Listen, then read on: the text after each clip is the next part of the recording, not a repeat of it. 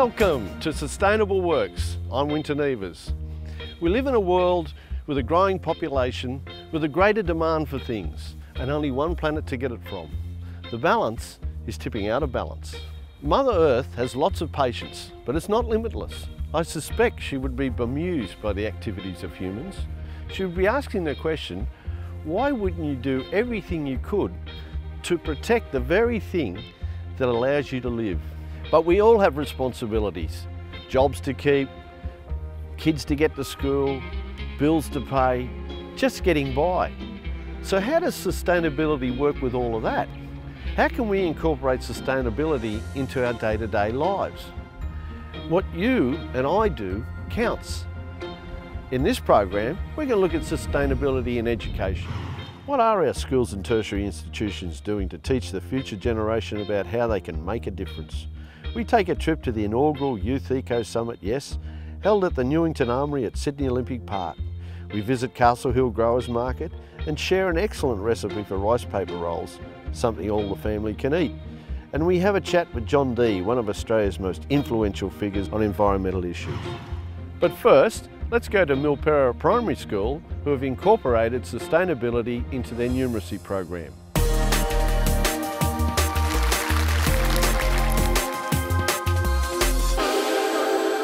We started the numeracy program, which we call Life Skills program, here about 12 years ago. We have the whole environmental aspect to the program because we encourage the children to be thinking about the future, thinking about the planet and becoming more aware of things that perhaps our age group took for granted. So as a part of the whole program, they're encouraged to recycle aluminium cans and bring them in to receive Milpy dollars as their wages, to bring in old mobile phones instead of just throwing them into landfill, and to also bring in other recyclables that might be ink cartridges or corks or other things that we can sell for real money, which gives us the money to run the actual program underneath the Milpy dollars. The whole point is to learn the value of money. They've got to earn it, they've got to bank it, they've got to save it, and then they decide the best part, what to spend it on. The parents are quite on board with it all. They like the idea of the children being more aware of the planet. They like the idea of them having to work to get their Milpy dollars, and it's more up to the children how they choose to work. They can be bringing in their recyclables, or they could be running for government, which needs to have them making speeches. My name is Tom Butler. I'm the Prime Minister of the Life Skills Government 2011. I'm the Environment Minister. The children then earn a school currency money in Milpy dollars to do their jobs and their government jobs and their recycling jobs, and then they get to spend this money at things like today with the trade fair. Jan took on a program over at the University of Western Sydney, and she's been working with the trainee teachers with Aboriginal background. And we thought, how can we link our Life Skills program with the Aboriginal program there? One purpose with this project was to emphasise with children the whole concept of sustainability. By doing this sort of garden and pointing out to the children that there are other uses for these plants rather than purely decorative, we're respecting the heritage the Aboriginal people have brought, but I'm also hoping we're generating in the children the concept of sustainability. With the garden, we had a couple of things in mind.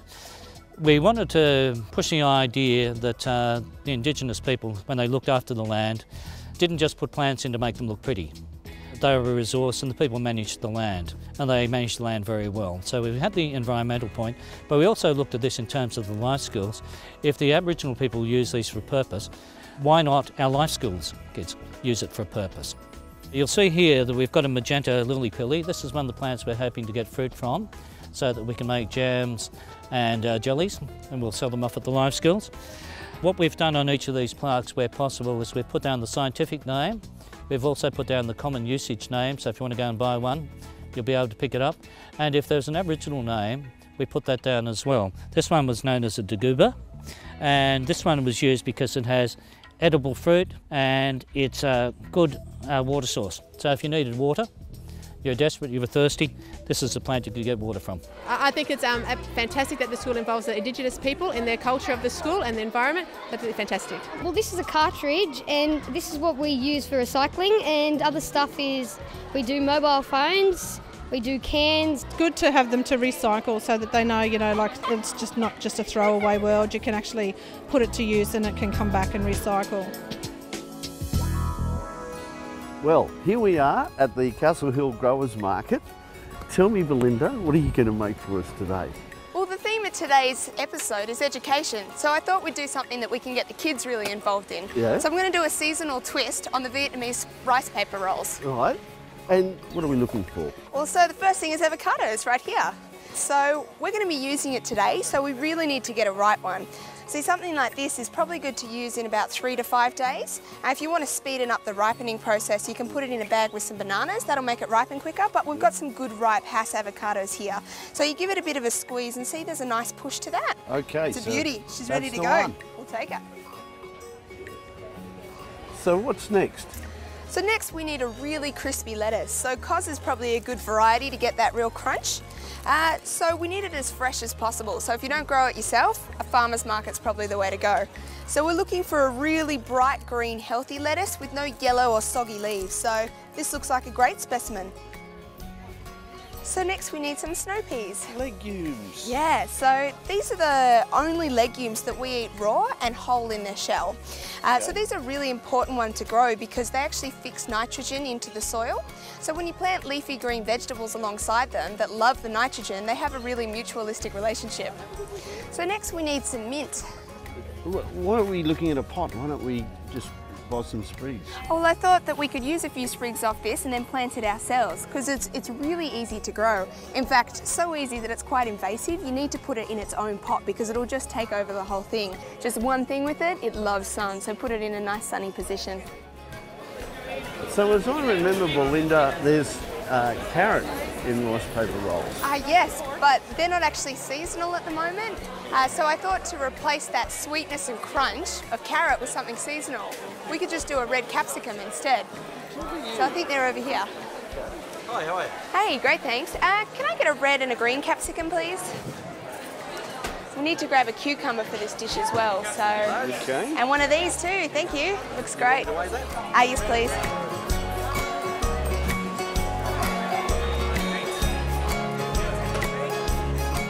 That's great. No bag, thank you. These are great markets. I love that they're all genuine growers, so I know when I give my money to the person, that's the farmer. And the vegetables are so fresh. Yeah. I feel fresh. Yeah, it is fresh. It's fantastic. Well, I think that's everything we need. Well, let's go. Let's have lunch. We're back at the Earth Care Centre at the Hawkesbury campus of University of Western Sydney. So let's get started. So today we're going to make a seasonal summer rice paper roll. Why do you have, you have red capsicums, green ones, and yellow ones too? What's the difference? They're actually the same vegetable. So the green ones are actually the most unripe. That's why they're also the cheapest, because the farmer hasn't had to look after it for the most amount of time. Yeah. I mean, look, all capsicums are really high in vitamin C and beta-carotene. The red ones, because they are a bit riper, they do have higher quantities of that, but you've got more than your recommended daily requirement in the green ones. So if you're trying to save money, just go for the green ones. So the reason I chop off the bottom and then the top is just so that when I do julienne these little bits, they're really straight and flat, which is great for the rice paper rolls. We don't want the wobbly bottom bits sticking in there, making it all bumpy. Okay. So we just want the nice little flat bits, but I'm putting them over there to use in a salad for tomorrow because, you know, it's still edible. We don't want to waste it. Well, what's great about it is there's no cooking involved, so it's great to have the kids involved because they're not going to burn themselves on anything. So, and when we get to the wrapping, you'll see that's really fun and easy. And when you have the vegetables all out like this, they can pick and choose what they want and get a bit creative with it. Sure. I think when a kid has ownership over the meal, they're much more likely to eat it. So, just some snow pea sprouts, because they give a really nice crunch to it. Yeah. And then we'll move on to the snow peas. So these ones are just really simple. You just want to top and tail them. So do you remember what I said grows really well with snow peas? Yes, it was the leafy greens. That's it, leafy greens. Tried to introduce the nitrogen into the soil, the nitrogen fixing. Yeah, so what we want to do with these is just use the really crunchy ends of it. Yep. And we'll save the top lettuce leaves for our salad. Yep. And have a very interesting salad tomorrow. That's good. Okay, so now we'll do the avocado. So I've just got a little trick with these. So cut around the seed. Yep. And then what you want to do is just make your slices. So because they're going in the wraps, we do want quite thin slices. Okay. So there we go, we just scoop that out and now it's all pre-sliced, ready to go. So You mentioned the mint before. you actually want to take a whole sprig, Whole because sprig? that'll encourage new growth. Okay. So take a whole sprig, just sort of twist it at the base. Okay. So with the sauce, we're just going to do a really simple Asian dressing. So we use sweet chili, double the amount of sweet chili as we do soy sauce. So I'm going to use 3 tablespoons of sweet chili, a tablespoon and a half of soy sauce, and then half a lime. Really simple and really tasty. So I find with some of the rice paper rolls, the instructions on them say to have boiling hot water and to submerge the rice paper roll for 30 seconds or so, but I find that makes it completely sticky and unusable. Just give it a dunk like that. I usually just swirl it around a bit. It doesn't matter if the end is still hard because that's usually what I work from. Okay. So I like having that a little bit more tough. Yep. So it doesn't stick to the cloth. I'll wait till you're It's ready. important to have your cloth very damp as well so that it doesn't stick to it. That's so easy. It's so easy, so fresh, so delicious, so You know, full of vitamins and minerals. well, I would imagine that we're talking about a high content of vitamin C, vitamin B. Plenty of dietary fibre. Dietary fibre, of course, is so important. Also for reducing cholesterol with a high dietary fibre diet. And of course, it tastes, well, I don't know yet, but it looks pretty good. Oh, they're good. I've been eating them all week. It is very addictive. Do you think I could try one, You Belinda? can definitely have a go. How is it? That's beautiful. Yeah, very fresh.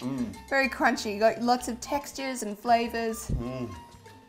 And it's all in season, so you know you've got the most nutritional and healthy vegetables that there are. Like a health food of a nation, you know. That's it. It's a superpower food.